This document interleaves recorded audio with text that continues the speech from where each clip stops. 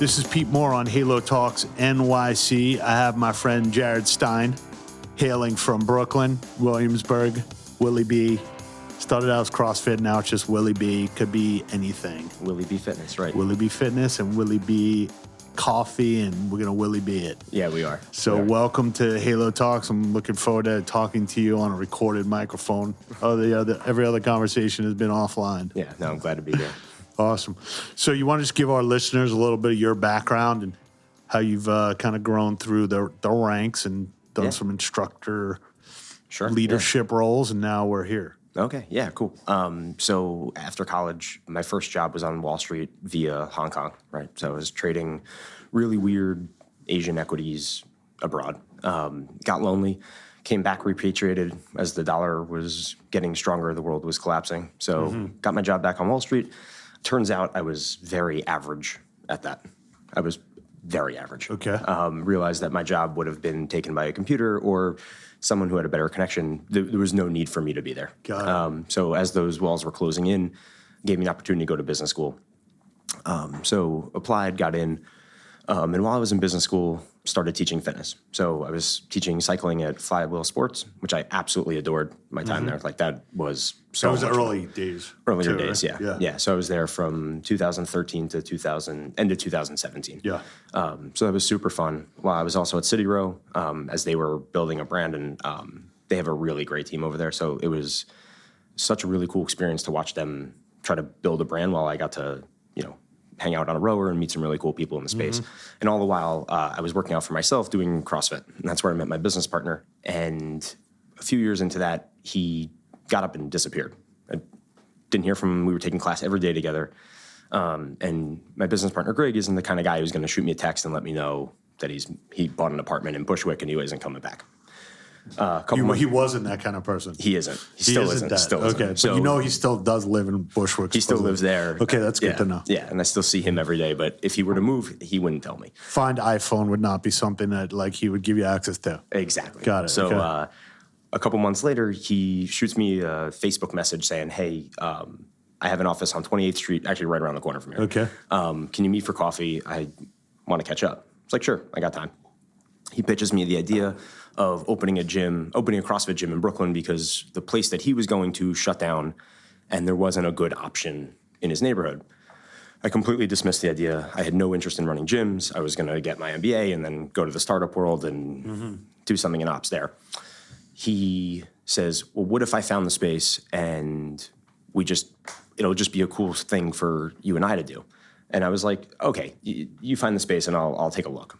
And so gives me a call a couple weeks later. We check out 4 spaces. I hate them all for obvious reasons why a fitness space wouldn't work. And all of a sudden, my value was starting to present itself. I was seeing things a little differently. You stopped him from making 3 mistakes so far. Right. In 2 weeks. That's pretty damn good. So he calls me back a week later. He's like, I got the perfect space. So I get on my bike, hop over the bridge. Now this is my second time in Brooklyn because I've been here 10 years. At that point, I had never been to Brooklyn. Right. And so... She just heard good things about it.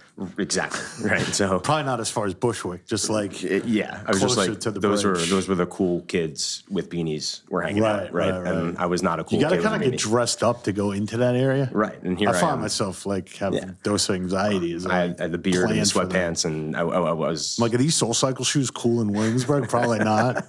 That's cool in Bushwick. Yeah, it's cool in Bushwick, ironically, though. Ironic, yeah. So we saw the space. It actually worked, and I loved it. And the rent was cheaper than my apartment, so I was like, we can float this. Wow. Okay. We did the construction and the build out ourselves, obviously to keep costs down. Open the doors. I'm coaching all the classes.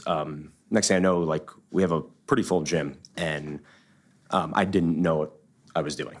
I was new to programming. I was new to running a business. I was new to really coaching CrossFit at that point. I'd only coached, I don't know, maybe 50 to 60 hours under my belt, but I'd coached other modalities for thousands of hours, but this was new. And it was exciting, and we had an opportunity very quickly in the first 6 months to kind of double our floor space by taking another gym 6 blocks down the road and expanding. What was that as a multiple of your rent in your New York City apartment? So was that average above or so this space was 3x the original spot. Oh, okay. So it was a bigger float. So now it's a bigger decision for you when you were Yeah. looking at it as a multiple of like shit. Dude. Right. So we were looking at rent, that all of a sudden is now 4x what we were originally paying. And we made the decision to do it because we did the construction ourselves again. We got really good financing terms, so we didn't have to lay out a ton of cash. And the landlord was very reasonable with, how we were putting money down in security in terms of all that and helping us get our PCE license, which is a big deal in New York City. And next thing you know, like people started showing up again, and word was starting to get out. Our competitors weren't happy that we were doing things a little differently, and a couple months after that, we started thinking about like maybe what's the next neighborhood, and we thought we had a handle on what building gyms looked like. So we looked at Greenpoint, found a big space in Greenpoint. So our first space is 3,000 square feet. Our second space is 3,000 square feet. This place is 6,000 square feet. So we got to do like traditional CrossFit gym in the suburbs look. And unfortunately, no one showed up, right? So for the first 8 months of that gym being open, no one came. Wow. Yeah, it was empty. And it is a beautiful And you were space. running multiple, you were running 2 now. Now I'm running 3. You're running right? 3. So you kept the original one. Yeah, we kept the original. That was 6 blocks away from. Right. People really like that feel. It feels like a traditional box. It's in Brooklyn, so it's small. So we had 3. The 2 were profitable. 1 was eating away. So we were breaking even for a while. And it was getting tiresome. So we needed to change it up. Had to learn a little bit about online marketing, really understand what Facebook and Instagram ads looked like and what they felt like and how they worked. And, we made a decision to invest in a program that kind of taught us how to fish. And that's kind of given us like the backbone and the skill set to really ramp up, our Brooklyn operation. Then about a year later, so I guess this is now February of last year, we had an opportunity to do our first acquisition of Bowery CrossFit. Had a very strong community. The landlord was very positive about the gym being in there and the people that were in there. So it was a really good match from a cultural perspective, from like these guys wanted to do CrossFit. I love CrossFit. We don't have to change much here. We're going to give them better programming. We're going to give them attentive ownership. So we made the acquisition, and then right around then, that's when we met, and we expanded out of the CrossFit space and into kind of the general fitness space. And we acquired our first big box gym, 30,000 square feet, middle of Williamsburg. It's like driving a cruise ship compared to the Ferrari that a CrossFit gym could be. We're learning, we're changing things up there, and kind of dumping the traditional big box gym model on its head. And how that gym looks, how it feels, how we treat our members, no annual contracts, initiation fees are almost non-existent with us. Cancellation terms are super simple. So we're trying to be as friendly to the customer as possible, as opposed to a place where you come, sign up, and then they don't keep track of you and don't care if you ever come back, right? And then we made our most recent acquisition at the end of the year. So we acquired another CrossFit gym. So now we're at 5 CrossFit gyms and a big box gym, and trying to expand our general breadth of the New York City fitness scene to Manhattan, Brooklyn, and whatever comes next. And are you keeping the Bowery CrossFit? Are you keeping that, or did you change it to WILLYB? Yeah, so all of our properties are WILLYB. So we have WILLYB CrossFit and WILLYB Fitness, which is our big box gym. But eventually the rebrand will be totally just WILLYB Fitness. And are you still teaching classes? Unfortunately, I'm not. So I had to step down as everyday coach, which, it's good and bad. At one point I was coaching 20 classes a week and I loved it, but it, burns you out a little bit from an emotional perspective. But, as the guy who owns the business and operates the business, there was a decision to make of where my dollar was better spent. Was it better spent hiring a coach who's just as good as a coach as I am, and then I can focus on other things? Or is it continue to coach because it's something I like to do? There's pros and cons, right? I lose some of the connection with the members and the athletes that were there, although I do get to see them on an everyday basis. But like coaching them and having that experience with them is a little different than kind of my role now. So my whole exposure and understanding of the CrossFit community, and when I see people doing it for 60, 90 days, like the level and the speed of getting results is like nothing else, right? Just from a strength and self-confidence standpoint. So when you take a look at that and you're an instructor and you see people, changing, mentally and physically over that period of time, and they're in relatively small communities, and you become like their guy, and also you're their friend. It's not just the business relationship. It's probably more personal than it is business. Absolutely. In this industry in general. So when you take a look and you say, okay, we did that transaction where you rebranded the club in Williamsburg, and now you potentially have the ability to have, I don't know, let's say 5,000 or 7,000 members, but because you've been doing this for so long that it's that person getting results is what makes this what makes it a good business. Right. And makes it holistically worthwhile as well. Like, I don't want to take money from you if you're not going to show up. Like, yeah, it's great for my business model. It sucks for me in what I'm trying to pursue as like to change the world in my own little way. So how do you think about, okay, I'm running a bigger box gym, but I also know, like, at the end of the day, if this person gets results, they're telling to at least 20 people, and I'm going to probably sign up half of them. So how do you think about that, and how do you get comfortable with not having the ability to touch everybody, but maybe there's technology or there's culture that does that? Yeah. So specifically with the big box gym, the environment that we're trying to create is to give the members the most variety in their fitness that they can possibly have. So, do we have the most machines in New York City? Absolutely, hands down. I've seen the manifest of every gym in this town. I know I have more machines than everybody, but I also have power racks and belt squat machines and reverse hypers and GHDs and like all the different things that you can only find in certain specific gyms. And we brought it to everybody. Mm-hmm. And what we're seeing is that, one, the members are super responsive. New equipment breeds questions, so our trainers have an opportunity to engage, right? Which creates that stickiness, because maybe I don't have the relationship, but they do. Like our floor techs have the relationship, our trainers have the relationship. And we've built a really nice Group X program with instructors who, come from, kind of my formal training as a boutique instructor, know the ins and outs and the intricacies of this new equipment, the new product offerings, so we can, give value to the most amount of people around. And with that said, like, there's a cultural change, right? Mm-hmm. So, you can't have, the Planet Fitness where you're giving pizza to people because you're trying to get them healthier. Like that's not who I am, right? Right, sure. And we also don't want, there's a really great gym in Union Square, Complete Body, right? It's a bunch of guys who want to throw around big weights. And like, that's when The Rock comes to town, that's where he goes, right? Because it's a really good gym for guys like The Rock, right? But I'm somewhere in that bell curve, right? So there's boutique fitness gyms, and, CrossFit can sort of be in that realm that want to market to the 5% on the end of the curve, right? Mm-hmm. So, and then there's the other 5% of the curve on the other side that are unwilling and don't want to be in there, right? I want to create a gym space that the 90% can come in, enjoy the space, get the results they want, and give them a space that they're proud of being in, right? And I think that's where, unfortunately, town sports kind of slipped, right? Mm-hmm. Where, like, you walk in unfortunately, a New York sports club anywhere in New York City, and you're kind of like, this is kind of gross, right? And so we put a serious emphasis on what the space physically looks like, how clean it is, how our employees greet people, right? So the things at the margins that you can really, really control, create a better environment and experience for everybody, so that there is some stickiness and they do want to be in the gym. Gotcha. So as you look to, what you wanted to do coming out of business school to where you are today, and obviously you've got a growth lens of the way you think, how do you look at deals and say, okay, I'm going to do this deal, I'm going to digest it, I'm going to turn it into exactly what I want it to be.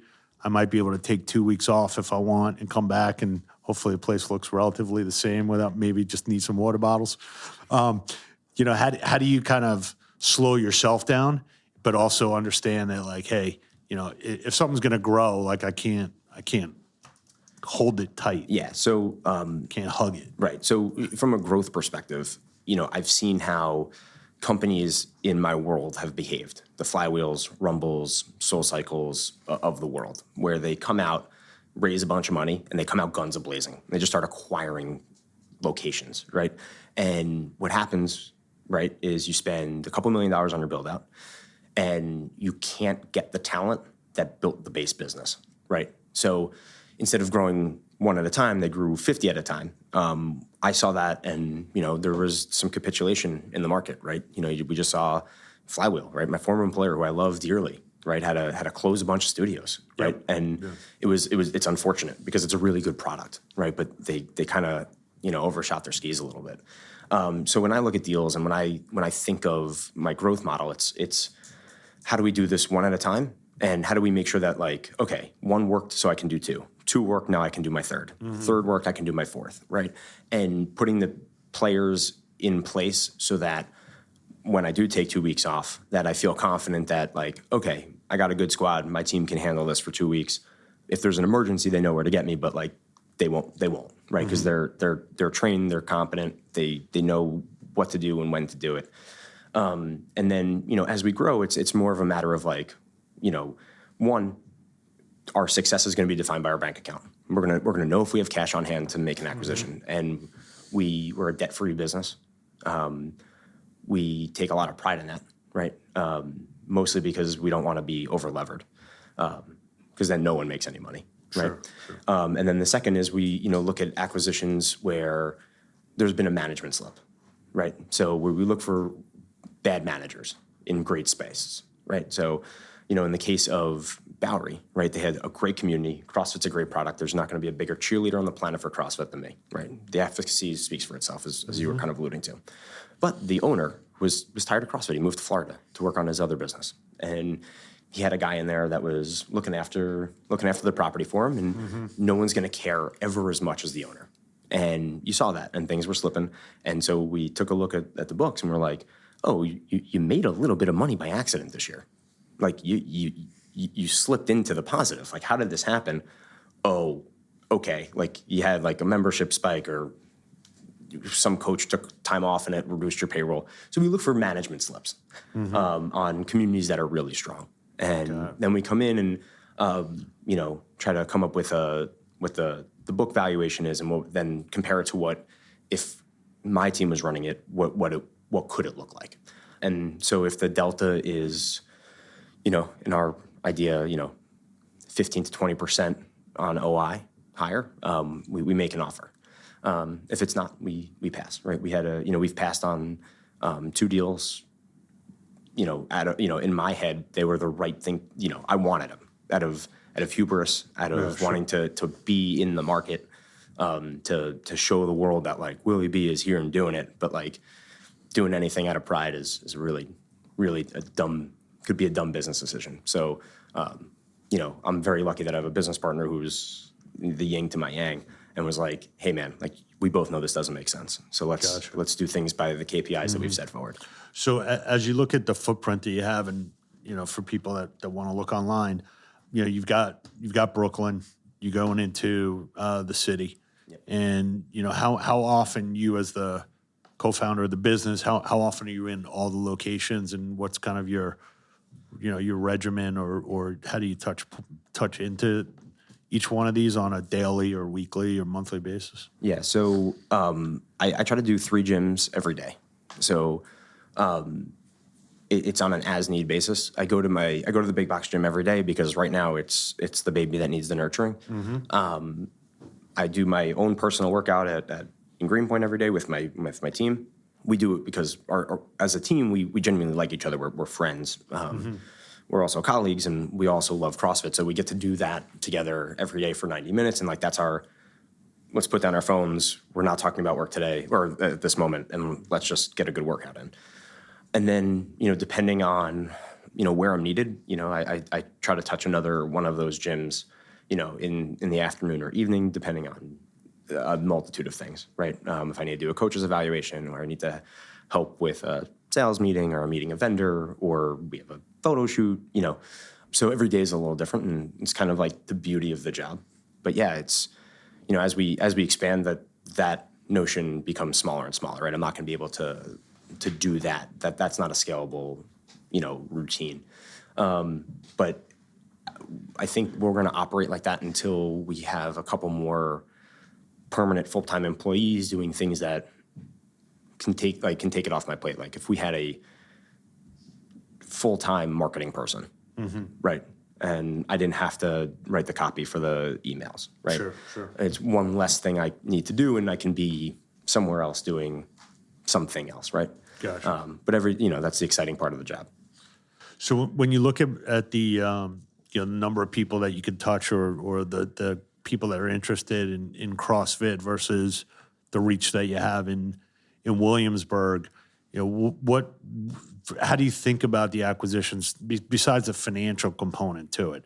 Do you say, hey, this area needs CrossFit, or here's a CrossFit here and it's underperforming, and this community deserves a WILLYB? So the latter, right? So I think Greg and I are done building brand new gyms. Okay. The space is crowded. I'm not blind to it. There's 15,000 affiliates globally. In New York, in the greater New York area, there's, a couple hundred, right? So it's a crowded space, and I'm not blind to that. What makes us different is that I just do it better, right? So our management team's better. Our programming's really strong. Our hiring process is different. And we're not a mom and pop shop anymore, or a pop and pop shop anymore. So we look at those communities that deserve a WILLYB, and then highlight the gyms that are underperforming. Got it. And then try to serve them the best we can.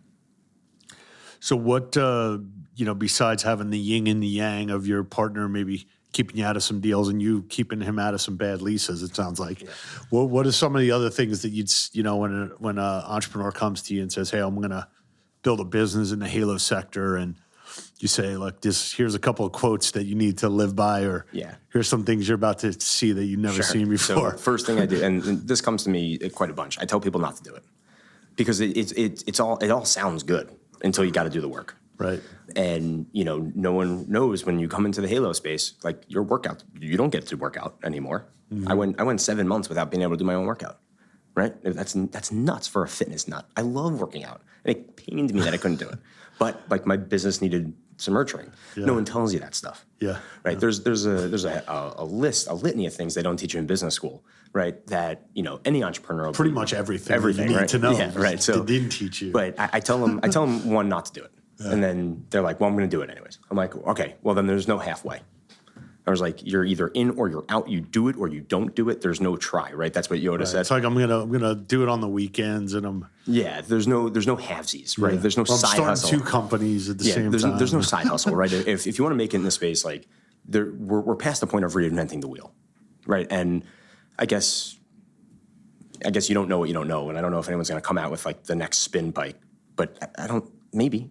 But it's not a thing right now, right? And if you're going to differentiate yourself, you have to understand before you open those doors, before you even put a penny into this thing, why are you special? Because you're not a unique and beautiful snowflake, right? You are just like everybody else. And I tell people there's 3 types of people in business and in the space, right? There's innovators, there's imitators, and there's idiots. And you have to decide which one you want to be, right? Because if you're asking me for advice, you're probably an idiot.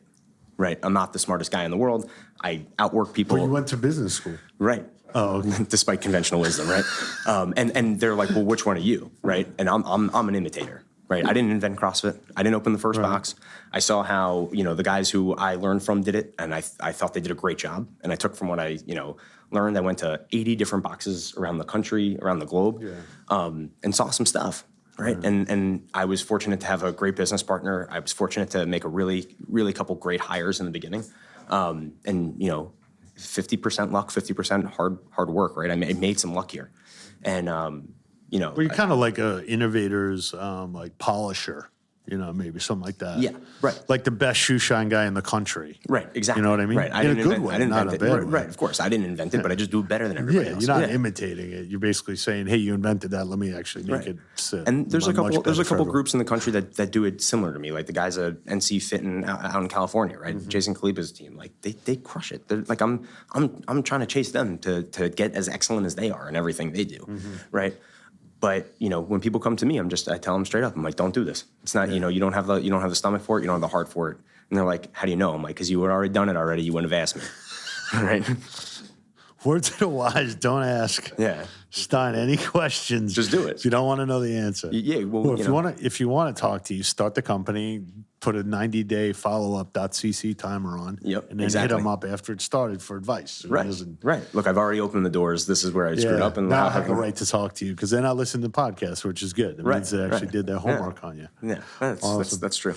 Awesome. So as you go forward in 2020, we got a new decade, we got new opportunities here. Where are you looking to spend your time, and where do you think, there maybe is something that's like a new twist to what you're doing, or maybe just back to the basics of like get people results? Yeah. So I think like I said, I always come back to the efficacy of CrossFit. I want to make sure that like that's our bread and butter, that pays our bills, like that program is sharp, our coaches are sharp, and our people are getting taken care of and seeing those results that they want, right? Mm-hmm. Or that they need, I should say. In terms of personally, like I need to transition from a guy who operates a gym to an actual COO, right? And I've been playing that game for a while. I've been imitating a COO for a while, and I really need to like lock those skills in, right? I'm not a spring chicken anymore. I've been in the business for a long time. I know exactly what I'm doing, and I need to behave like it, right? And like I'm a guy who I don't use a calendar. Like that's really silly, right? Mm-hmm. It's really silly. That's a dumb thing to do, and I know I need to get better at it. And there's a handful. We got calendars actually. Right. 2020 win-loss calendars. Right. We'll get you one after this. Yeah. So nice plug. Right. So those are kind of things I'm working on personally. Yeah. And spending a little better time getting more organized. And I've never been a details guy. That's why I have Grig. Right. I'm a let's get it done. I'll figure it out, and we'll trim the margins as we move forward. Got it. I need to be a better details guy. In terms of the business, there's a couple acquisitions that are front of mind, but that can't be the only focus, right? I need to make sure that, my 6 babies are in good health, that they're making money, that my people are happy, my staff is happy, my team is growing in the right direction, and then I can take another look at, either, raising some capital to pick up 5 more gyms or 10 more gyms, or picking up CrossFits that need my TLC. Gotcha. Great. Well, I'm excited we got to be on the recorded audio here for people that are looking forward to being potentially contact you or I. Yeah. And the homework they need to do. And WILLYB to continue to grow and affect a lot of people's lives and do it the right way and do it methodically and not just put them out there because, they will come. Like, let's go where people are and who need you. Yep. And exactly. they'll pay. So to spend it next year, we'll do a sequel to this. Absolutely. We'll get on your new calendar. Yep. The win-loss calendar. We'll check and make sure you're taking notes, and we'll get some COOs in here to like quiz you on like best practices. It would be awesome. I would love that. Awesome. All right, man. Well, thanks for being on the show. Thanks and for Happy New Year. Yeah, Happy New Year. Yeah. Thanks.